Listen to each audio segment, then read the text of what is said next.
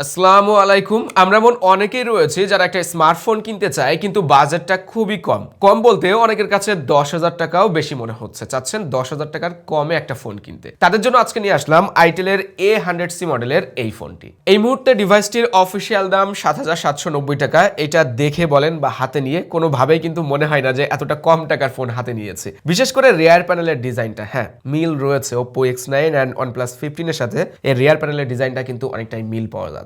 তবে চলেন দেখি মাত্র 7,790 টাকায় আইটেলের A100C ফোনটা আসলেই কেমন হচ্ছে। বক্সের ভিতরে একটা কেস দেয়া হয়েছে যেটা ব্ল্যাক কালার, আর 10 ওয়াটের চার্জার রয়েছে, সাথে USB type C cable and SIM ejector pin. কেসটি সিলিকনের, এটা ট্রান্সপারেন্ট না বা হোয়াইট কালার না, যে কারণে দীর্ঘদিন ব্যবহার করা যাবে, হলুদ হয়ে যাবে না। ফোনের সাথে লাগানোর পরে দেখতেও কিন্তু বেশ ভালো লাগছে। ফোনটাও খুব একটা বাল্কি মনে হচ্ছে না। এই ফোনটা দুইটা কালারে পাবেন, পিওর ব্ল্যাক আর টাইটানিয়াম গোল্ড। আমাদের হাতেরটা টাইটানিয়াম গোল্ড কালার, যেটার বডি ফ্রেম রিয়ার প্যানেল প্লাস্টিকের কিন্তু ম্যাট ফিনিশিং এর, যে কারণে হাতের ছাপ যেমন সহজে পড়বে না তেমন সহজে স্ক্র্যাচ পড়ার সম্ভাবনাটাও কিন্তু অনেকটাই কম। রাইটে সাইড মাউন্টেড ফিঙ্গারপ্রিন্ট রয়েছে।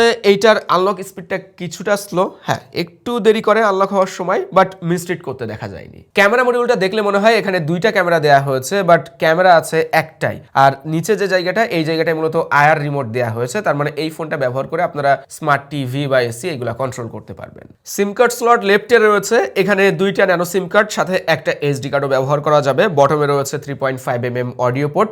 ফোনটাতে FM রেডিও কিন্তু থাকছে, সাথে চার্জিং এর জন্য টাইপ সি পোর্ট দেওয়া হয়েছে। মিলিটারি টেস্ট সার্টিফিকেশন রয়েছে। মানে কম টাকায় ফোন কেনা হচ্ছে মানে এই না যে এটা নর্মাল একটা ফোন বা বিল্ড কোয়ালিটি খুব একটা ভালো না। ফোনটা হাতে নিয়েও বেশ সলিড অ্যান্ড ডিউরেবল মনে হচ্ছিল। সব মিলিয়ে ফোনটা ডিজাইন এমন করছে যেটা দেখে যে কারোরই পছন্দ হবে। তবে ডিসপ্লে কোয়ালিটি কেমন এবার চলেন সেটা জেনে আসি। 6.6 ইঞ্চের HD+ রেজোলিউশনের IPS LCD প্যানেল দেওয়া হয়েছে, যেখানে 90 হার্টজ রিফ্রেশ রেট রয়েছে, আর এই ডিসপ্লে 400 নিটস পিক ব্রাইটনেস দিতে পারে। ফোনটা যখন আমরা আউটডোরে সরাসরি রোদ্রের ভিতরে ব্যবহার করছিলাম তখন ব্রাইটনেসটা একটু কম মনে হয়েছে, ভিজিবিলিটি কিছুটা কম পাওয়া যাচ্ছিল, যেটা একেবারে স্বাভাবিক যেহেতু বাজেট ফ্রেন্ডলি একটা ফোন। তবে বেসিক কাজগুলো করে নেওয়া যাচ্ছিল। আমার কাছে মনে হয়েছে বাজেট হিসাবে এই ফোনের ব্রাইটনেস ঠিকই আছে। অটো ড্রপ নচ দেওয়া হয়েছে, যে কারণে দেখতে কিছুটা ওল্ড স্টাইলের মনে হয়। লোয়ার চিনটাও একটু উঁচু মনে হয়েছে।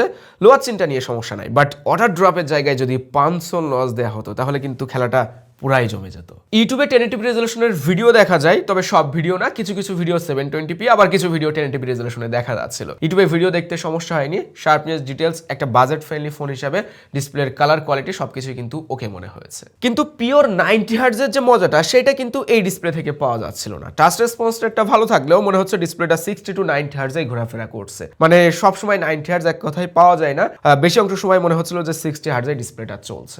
সাউন্ডের জন্য সিঙ্গেল স্পিকার রয়েছে, লাউড স্পিকার একটাই, এবং সাউন্ড বাই ডিটিএস। চলেন একটু আমরা সাউন্ড টেস্ট করে দেখি কেমন শোনা যায়।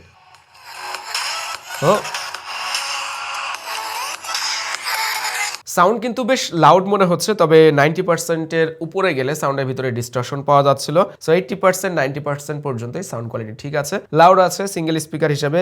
আর এই টাকার ফোন হিসেবে আমার কাছে মনে হচ্ছে সাউন্ড কোয়ালিটি খারাপ না। যতই কম টাকা দিয়ে ফোন কিনি না কেন, ক্যামেরাতে কিন্তু সবসময় আমাদের আকর্ষণ থাকেই। এই ফোনের পিছনে 8 মেগাপিক্সেলের ক্যামেরা দেওয়া হয়েছে, আর সেলফি ক্যামেরা রয়েছে 5 মেগাপিক্সেল। পিছন ক্যামেরাতে পোর্ট্রেট মোডে ছবি তোলা যায়, ব্যাকগ্রাউন্ড ব্লার দেখতে খারাপ লাগছিল না। কোনো কোনো ছবিতে এইচডিটা খুবই দারুণ করতে পারছে, মানে দেখে ভালো লাগছিল ছবিগুলো আর কি।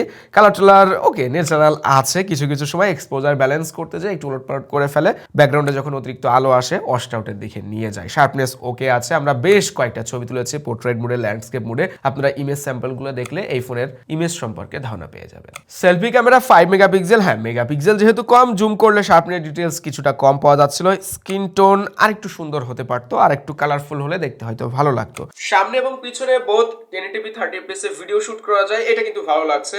অনেক বাজেট ফোনে আমরা দেখি সামনের ক্যামেরাতে 720p থাকে, বাট এই ফোনে আপনি 1080p রেজোলিউশনে সামনের ক্যামেরাতে ভিডিও শুট করতে পারবেন। আমরা ভিডিও স্যাম্পল দেখিয়ে দিচ্ছি। সামনের ক্যামেরা এই মুহূর্তে ভিডিও শুট হচ্ছে, এবং পিছন ক্যামেরার ভিডিও স্যাম্পলও দেখিয়ে দিব। আপনারা দেখলে বুঝতে পারবেন যে এই ফোন থেকে কেমন ভিডিও শুট করা যায়। 5000 mAh এর ব্যাটারি রয়েছে ফোনটাতে, আর 10 ওয়াটের চার্জার থাকছে বক্সের ভিতরে। এখানে আমি 15 ওয়াট আশা করেছিলাম। 10 ওয়াটের চার্জার তো সবাই দেয়, বাট 15 ওয়াট থাকলে একটু বেশি কিছু হতো আর কি। আচ্ছা, ব্যাটারি ব্যাকআপ কেমন পাওয়া যাচ্ছে? এই ফোনটাতে আপনি যদি হেভি ইউজ করেন তাহলে একদিনের কাছাকাছি সময় ব্যাকআপ টাইম পেয়ে যাবেন, আর যদি একটু লাইট ইউজ করেন, বেসিক কাজগুলো করেন, হালকা পাতলা ইন্টারনেট ব্যবহার করা, তাহলে দেখা যাচ্ছে আপনি একদিন প্লাস ব্যাকআপ টাইম পেয়ে যাবেন। মানে ওভারঅল আপনি একদিন ব্যাকআপ টাইম এই ফোন থেকে পেয়ে যাচ্ছেন। এই ফোনটা একটা মাত্র ভেরিয়েন্টে পাওয়া যাচ্ছে, 4GB র্যামের সাথে 64GB স্টোরেজ, মানে 64GB ভেরিয়েন্ট একটাই। আর অ্যান্ড্রয়েড 15 গো এডিশন রয়েছে, লাইট এডিশনের ওএস, সাথে রয়েছে ইউনিএসওসি প্রসেসর, যেটা ইউনিএসওসি T7100। ইউনিএসওসি শুনলেই একসময় আমরা নাক ছিটকাতাম যে এইটা আবার এসওসি হলো নাকি, কিন্তু আস্তে আস্তে এর ফিডব্যাকটা ভালো থাকায় আমরা কিন্তু বেশ ভালো বাজেটের ফোনেও ইউনিএসওসি ব্যবহার হতে দেখছি। কিছুদিন আগে আইটেলের S26 আলট্রা নামের একটা ফোন আমরা রিভিউ করেছিলাম, যেখানে কিনা ইউনিএসওসির T7300 মডেলের এসওসিটা ব্যবহার হয়েছে। 20,000 টাকা প্রাইস রেঞ্জের একটা ফোন। ওই রেঞ্জে অফিসিয়াল মার্কেটে যতগুলো ফোন আছে সবগুলো ফোনকে খেয়ে দিতে পারবে ওই এসওসিতে যে পারফরমেন্সটা আমরা পেয়েছি। সো ইউনিএসওসি এখন ভালো বাজেটের ফোনে ব্যবহার হচ্ছে, ইউনিএসওসির ফিডব্যাক ভালো, এই এসওসি খারাপ না এক কথায়। কিন্তু এই ফোনটা কেমন চলেছে? লাইট ইউজেজের জন্য ঠিক আছে, যেহেতু 4GB র্যাম, এখানে অতিরিক্ত ভারী অ্যাপ্লিকেশন বা ব্যাকগ্রাউন্ডে অনেক বেশি অ্যাপ্লিকেশন যদি আপনি হোল্ড করে রাখেন তাহলে লাগিয়ে চপি ভাবটা খেয়াল করবেন। লাইট অ্যাপ্লিকেশনগুলো ব্যবহার করলে ওই ব্যাপারগুলো লক্ষণীয় ছিল না। রেগুলার ইউজেজে সোশ্যাল মিডিয়া অ্যাপ্লিকেশন ব্যবহার করা, ভিডিও কলে কথা বলা, ইউটিউবে ভিডিও দেখা, মুভি দেখা, এইগুলা খুব ভালোভাবে ফোনটা হ্যান্ডেল করতে পারছিল। 64GB স্টোরেজ রয়েছে। আপনি ফোনটা ব্যবহার করার সময় একটু খেয়াল করবেন যেন মিনিমাম 30% স্টোরেজটা খালি থাকে, তাহলে ফোনের স্টোরেজের উপরে কম প্রেশার পড়লে ফোনটা পারফরমেন্সটা ধরে রাখতে পারবে। আরেকটা ব্যাপার, এরকম বাজেট ফোনে খুব বেশি মানে প্রয়োজনের অতিরিক্ত অ্যাপ্লিকেশন ইনস্টল করলেও দেখবেন ল্যাগ দিচ্ছে, বেঁধে যাচ্ছে, পারফরমেন্সটা ধরে রাখতে পারে না। সো প্রয়োজনের বেশি অ্যাপ্লিকেশন আমার মতে না ইনস্টল করাটাই ভালো। আমি যতই বাজেট বলে চিল্লাই না কেন, গেম সবাই ইনস্টল করবে, গেম সবাই খেলার ট্রাই করবে। তো 2D টাইপের গেমগুলো খেলার জন্য ঠিক আছে, আপনি টুকটাক গেম ট্রাই করতে পারেন, ওইগুলো হ্যান্ডেল করতে পারছিল। ফোনটা টার্গেট কাস্টমার তারাই যারা মূলত লাইফে ফার্স্ট টাইম একটা স্মার্টফোন কিনতে যাচ্ছেন। আপনি স্টুডেন্ট মানুষ, অনেক কষ্ট করে টাকা পয়সা জমিয়েছেন, একটা স্মার্টফোন আপনার দরকার। পাশাপাশি আপনি যদি সিনিয়র কোনো পার্সনকে গিফট করতে চান বা সেকেন্ডারি ডিভাইস হিসেবে ব্যবহার করতে চান, এরকম একটা ফোন খুঁজছেন, তাহলে এই ফোনটাও আপনি দেখতে পারেন। আর একটা বিষয় রয়েছে, আমরা কম বাজেটের ফোন বলতেই বুঝি দেখতে ভালো হবে না, বিল্ড কোয়ালিটি খারাপ হবে, সেই জায়গাটায় আইটেলের ফোনটাও কিন্তু ব্যতিক্রম। মানে এই ফোনটা দেখে হাতে নিয়ে কোনোভাবে বোঝা যায় না যে এটা 7,790 টাকা দামের একটা ফোন। আশা করি যারা ভিডিওটা এই পর্যন্ত দেখেছেন তারা ফোনটা সম্পর্কে বেশ ভালোই আইডিয়া পেয়েছেন। আপনার কি মতামত রয়েছে সেগুলো কমেন্ট করে জানাতে পারেন। সবাই ভালো থাকবেন, সুস্থ থাকবেন, আল্লাহ হাফেজ।